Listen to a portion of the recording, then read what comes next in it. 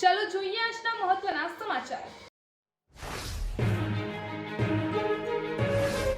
મહેસાણા જિલ્લાના વિજાપુર તાલુકાના ચાંગોલ લાડોલ રોડ પર રવિવારે રાત્રિના સમયે હિટ એન્ડ રનની ઘટના સામે આવી છે। અમદાવાદથી પોતાના વતન શોભાસણ જઈ રહેલા યુવકને કોઈ અજાણ્યા વાહન ચાલકે પૂર ઝડપે અને ગફલતભરી રીતે વાહન ચલાવી ટક્કર મારતા યુવકનું ગંભીર ઇજાઓના કારણે મોત નીપજ્યું હતું।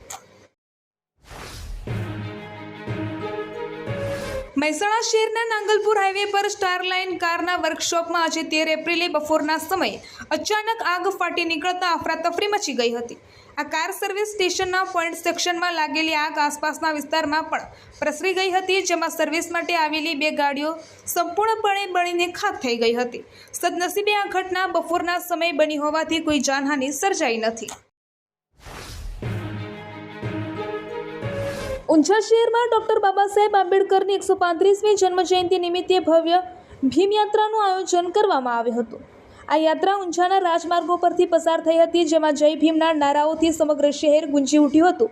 આ યાત્રા દલિત સમાજના અગ્રણી નરેશભાઈ પરમારના અધ્યક્ષસ્થાને શહીદ વીર ભાનુપ્રસાદની પ્રતિમા પાસેથી શરૂ થઈ હતી। આ યાત્રામાં બગ્ગીમાં બાબા સાહેબ આંબેડકરનો ફોટો, 4 ટ્રેક્ટર અને ડીજેના સાઉન્ડ સિસ્ટમ શામેલ હતા।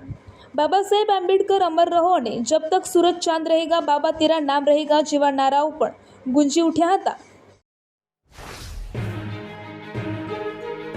ખેરાલુ તાલુકા પંચાયતની મંદોપુર બેઠક પર ભારતીય જનતા પાર્ટીના ઉમેદવાર જશુભાઈ વી ચૌધરી બિનહરીફ વિજેતા જાહેર થયા છે। આ વિજય સ્થાનિક સ્વરાજની ચૂંટણી અંતર્ગત નોંધાયો છે। ચૂંટણી પંચ દ્વારા જશુભાઈ ચૌધરીને મંદોપુર બેઠક પરથી બિનહરીફ વિજેતા જાહેર કરાયા હતા। તેમની સામે અન્ય કોઈ ઉમેદવારી નોંધાવી નહોતી। જશુભાઈ ચૌધરીની બિનહરીફ જીત બદલ ખેરાલુના ધારાસભ્ય સરદાર ચૌધરી સંગઠનના હોદ્દેદારો અને અન્ય અગ્રણીઓએ તેમને શુભેચ્છાઓ પાઠવી હતી। કડી તાલુકા પંચાયતની કુલ 30 બેઠકો માટે સ્થાનિક સ્વરાજ્યની ચૂંટણીનો માહોલ ગરમાયો છે। ભારતીય જનતા પાર્ટી, કોંગ્રેસ અને આમ આદમી પાર્ટી સહિત પક્ષો અને અપક્ષ ઉમેદવારો મેદાનમાં ઉતર્યા છે। આ ચૂંટણીમાં ભાજપે કુંડાળ 1 બેઠક બિનહરીફ જીતી લીધી હતી। ઉમેદવારી ફોર્મ ભરવાની અંતિમ તારીખ 11 એપ્રિલ સુધીમાં કુલ 92 ફોર્મ ભરવામાં આવ્યા હતા। તેમાં 13મી એપ્રિલે ચૂંટણી અધિકારીઓ દ્વારા હાથ ધરાયેલી ચકાસણી પ્રક્રિયા બાદ તેમાંથી 64 ફોર્મ માન્ય રાખવામાં આવ્યા હતા, જ્યારે 28 ફોર્મ વિવિધ કારણોસર અમાન્ય ઠર્યા છે। બનાસકાંઠા રેન્જ પોલીસે પાલનપુર શહેર પોલીસ સ્ટેશન વિસ્તારમાંથી ભારતીય બનાવટના વિદેશી દારૂની મોટી હેરાફેરી ઝડપી પાડી છે। પોલીસે કુલ 91,52,160 રૂપિયાનો મુદ્દામાલ જપ્ત કર્યો છે, જેમાં 66,32,160 રૂપિયાનો દારૂનો જથ્થો સામેલ છે। આ કાર્યવાહીમાં એક ઈસમને પણ પકડી પાડવામાં આવ્યો છે। ગુજરાતમાં સ્થાનિક સ્વરાજ્યની ચૂંટણી પૂર્વે રાજકીય માહોલ ગરમાયો છે। ડીસા તાલુકાના મુડેઠા ગામે જિલ્લા પંચાયત સીટ પર ભાજપ, કોંગ્રેસ અને આમ આદમી પાર્ટી વચ્ચે ત્રિપાખીયો જંગ જામ્યો છે। આ સંદર્ભે મુડેઠા ગામ શ્રી નકળંગ ભગવાન મંદિરે ભાજપના ઉમેદવાર અલ્કેશભાઈ જોશીની ઉપસ્થિતિમાં એક ખાસ બેઠક યોજાઈ હતી। સુરતના સરથાણા જકાતનાકા વિસ્તારમાં આવેલી સંત દેવીદાસ સોસાયટી યુદ્ધના મેદાનમાં ફેરવાઈ ગઈ હતી।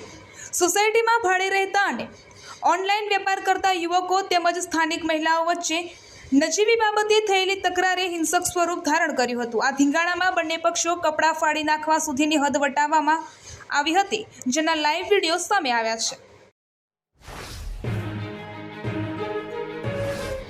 સુરત શહેરના ટેક્સટાઇલ હબ ગણાતા ભાટેના વિસ્તારમાં આવેલી મિલેનિયમ માર્કેટ 2માં આજે અચાનક આગ ફાટી નીકળી હતી। આ ઘટનાની જાણ થતાં જ ફાયર બ્રિગેડનો મોટો કાફિલો ઘટના સ્થળે પહોંચી ગયો હતો અને ભારે જહેમત બાદ આગ ઉપર કાબૂ મેળવવામાં આવ્યો હતો। પ્રાથમિક માહિતી મુજબ આગ લાગવાનું કારણ હજુ સુધી અકબંધ છે, પરંતુ કાપડના જથ્થાના કારણે આગ ઝડપથી ફેલાઈ હોવાની આશંકા છે। ઉલ્લેખનીય છે કે 20 ફેબ્રુઆરીના રોજ વહેલી સવારે પણ આગ લાગતા કાપડનો લાખો રૂપિયાનો જથ્થો બળીને ખાખ થઈ ગયો હતો।